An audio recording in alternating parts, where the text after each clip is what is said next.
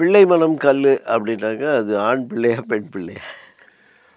அது வளர்க்குற அப்பா அம்மாவை பொறுத்தது.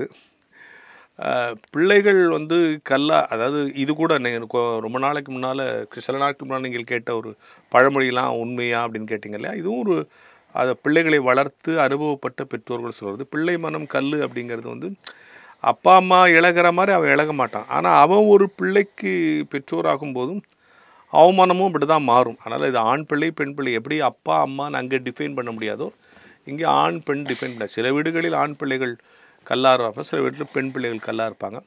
எல்லாருடைய பொதுவான விஷயமாகத்தான் இது பார்க்கப்படுகிறது. ரெண்டாவது இன்னொரு விஷயம் என்னென்னா, பிள்ளை மனம் கல் அப்படிங்கிறது இந்த இடத்துல வந்து என்ன கல் அப்படின்றத ஸ்ட்ராங் அப்படின்னா, அப்பா அம்மா இறக்கப்படுற மாதிரி பிள்ளைங்க திருப்பி அதுக்கு இறக்கப்படுவாங்க. அவங்க இன்றைக்கி ஸ்ட்ராங்காக இருக்கிறாங்க, அவங்க விஷயத்தில் அவங்க ஸ்ட்ராங்காக இருக்கிறாங்க அப்படின்னு கூட பொருள் புரியும். எனவே இது ஆண் பிள்ளை பெண் பிள்ளை என்று பொறுத்தல.